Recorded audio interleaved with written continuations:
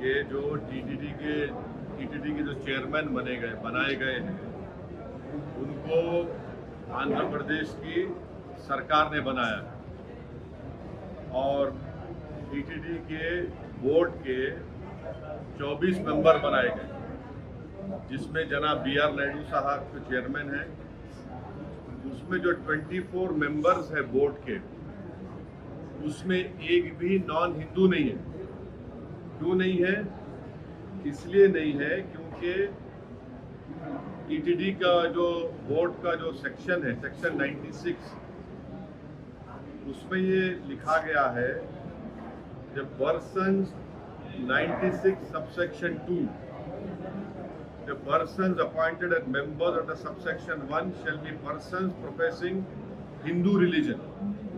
तो जितने 24 मेंबर बनाए गए हैं टीटीडी के, वो पूरे के पूरे हिंदूज है, नॉन हिंदू नहीं है, नंबर 1। दूसरी चीज ये है कि अगर आप 96 सेक्शन 96 को देखेंगे और part 14 of Andhra Pradesh charitable Hindu religious act 1987, तो वो प्रिस्क्राइब करता है कंडीशंस को, और वो सेक्शंस आप बोलेंगे कि पूरे के पूरे हिंदू धर्म के मानने वाले रहना।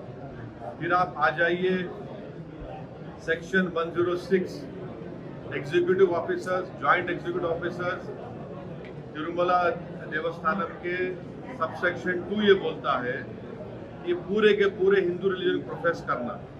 फिर सेक्शन 97 देख लीजिए हम, और फिर जो नए चेयरमैन बनाए गए वो ये बोल रहे हैं कि जो कोई भी वहां पर काम करेगा, ये तो ट्रस्ट है, जो कोई भी वो काम करेगा वो हिंदू होना चाहिए, एम्प्लॉइज भी हिंदू धर्म के होना चाहिए।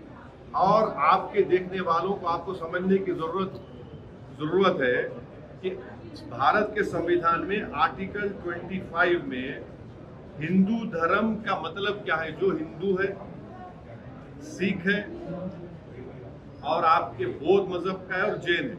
मगर यहाँ पर किसको बनाया जाएगा? सिर्फ हिंदू धर्म के मानने वालों को बनाया जाएगा।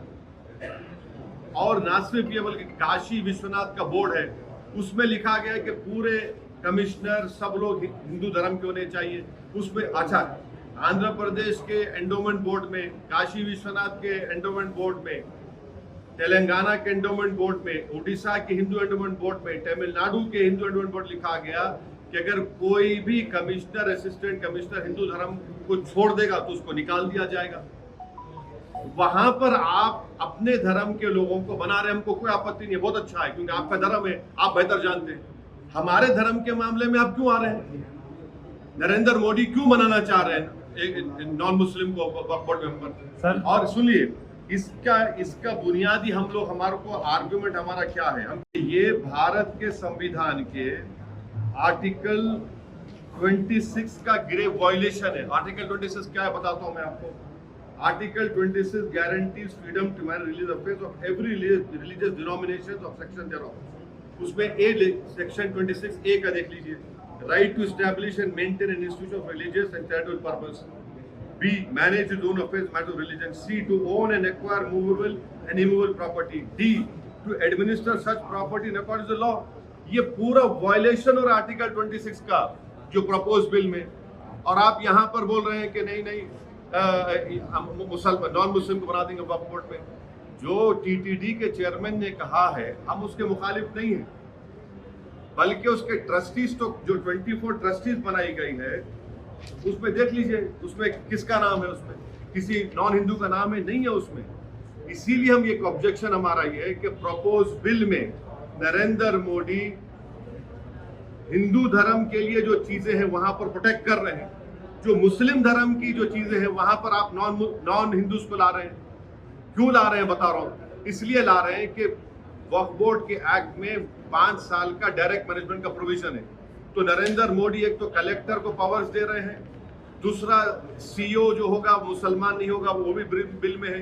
5 साल का डायरेक्ट मैनेजमेंट लेकर आप पूरे वक्फ बोर्ड को बर्बाद करना चाहते हैं। आप मुसलमानों की मस्जिदों को, मुसलमानों की दरगाहों को, खानखाहों को, उस जमीनों को हासिल करना चाह रहे हैं।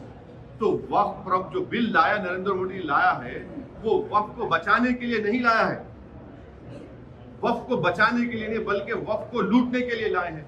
जिस जमीन का मालिक अल्लाह है, नरेंद्र मोदी कह रहे कि नहीं उसका मालिक मैं होऊंगा और कलेक्टर मेरा नायब होगा वहां पर। इसीलिए हम ये कह रहे हैं कि जो टीटीडी के चेयरमैन ने कहा है बहुत अच्छा है वो, मगर आप वहां पर अगर अच्छा है तो हमारे लिए अच्छा क्यों नहीं हो रहा है फिर वो, ये हमारा आपत्ति है।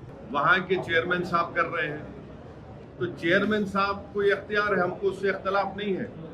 हमको इस बात की आपत्ति है कि नरेंद्र मोदी की सरकार जिसमें ये तमाम अलाइज भी शामिल हैं, वो जो वक्फ बिल के प्रपोज बिल में कहा जा रहा है ये स्टेट वक्फ बोर्ड है और सेंट्रल वक्फ काउंसिल है, उसमें ये बोल रहे हैं कि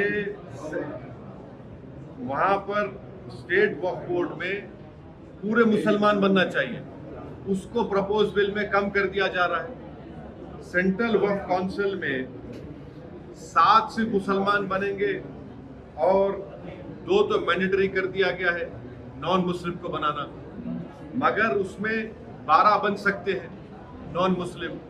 भाई जब आप यहाँ पर नॉन मुस्लिम को स्टेट वक्फ बोर्ड में और सेंट्रल वक्फ काउंसिल में आप बनाने जा रहे हैं तो ये क्यों कर रहे हैं आप? भाई जब टीटीडी के बोर्ड में ये साफ लिखा गया है कि constitution of the board of trustees 96 देख लीजिए आप, 96(2) ये कहता है कि सिर्फ वही मेंबर बनेंगे जो हिंदू धर्म के होते हैं। आप यहाँ पर वक्फ बिल में आप ये क्यों प्रोविजन ला रहे हैं?